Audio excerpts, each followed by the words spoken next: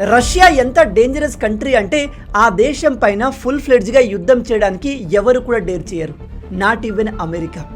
రష్యాను పూర్తిగా డెస్ట్రాయ్ చేయడానికి ఎవరు ట్రై చేసినా ఆ దేశం మిగలదు. విషయం ఏమిటంటే రష్యా దగ్గర ఒక కంప్లీట్ సీక్రెట్ వెపన్ ఉంది, అదే డెడ్ హ్యాండ్ ప్రోటోకాల్.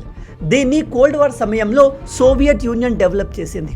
ఇది ఎలా పనిచేస్తుందంటే మీ అందరికీ తెలుసు, ప్రజెంట్ వెస్ట్రన్ కంట్రీస్ అంటే అమెరికా, కెనడా, యూరోపియన్ కంట్రీస్కి రష్యా అంటే అస్సలు పడదు. వాళ్ళు అవకాశం దొరికితే రష్యాను పూర్తిగా డిస్ట్రాయ్ చేయడానికి రెడీగా ఉన్నారు.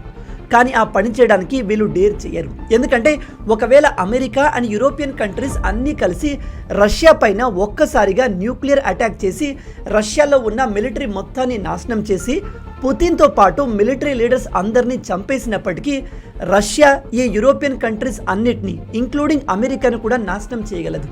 అది ఎలా సాధ్యమంటే రష్యా దగ్గర ఉన్న డెడ్ హ్యాండ్ ప్రోటోకాల్ వల్ల. రష్యా తమ దేశంలోని డిఫరెంట్ ప్లేసెస్లో సెన్సార్స్ని ఇన్స్టాల్ చేసింది, ఈవెన్ స్పేస్లో కూడా సెన్సార్స్ని ఇన్స్టాల్ చేసింది. ఒకవేళ రష్యా పైన న్యూక్లియర్ అటాక్ జరిగితే వెంటనే ఆ sensors nuclear radiation, seismic activities and blast ప్రెజర్ని ఐడెంటిఫై చేస్తాయి.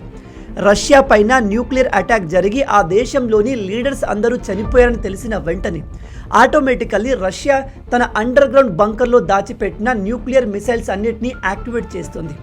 వాటిని ఏ లీడర్ కూడా కమాండ్ చేయాల్సిన అవసరం లేదు, అవి ఆటోమేటికల్లీ యాక్టివేట్ అయి లాంచ్ అయిపోతాయి. ఇలా రష్యా దాదాపు 1000కి పైగా న్యూక్లియర్ మిసైల్స్ని రెడీగా పెట్టింది. వన్స్ పుతిన్ చనిపోతే అవి వెంటనే యాక్టివేట్ అయి అమెరికా, యూరప్ అండ్ రష్యాకు శత్రువులైన మిగతా అన్ని దేశాల్ని బూడిద చేస్తాయి. అందుకే రష్యాపై యుద్ధం చేయడానికి అమెరికా కూడా భయపడుతుంది.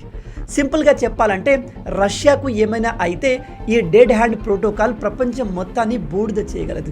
మీలో ఎంతమంది ఈ విషయాన్ని కొత్తగా తెలుసుకుంటున్నారు? ఇలాంటి అమేజింగ్ విషయాల కోసం లైక్ అండ్ సబ్స్క్రైబ్.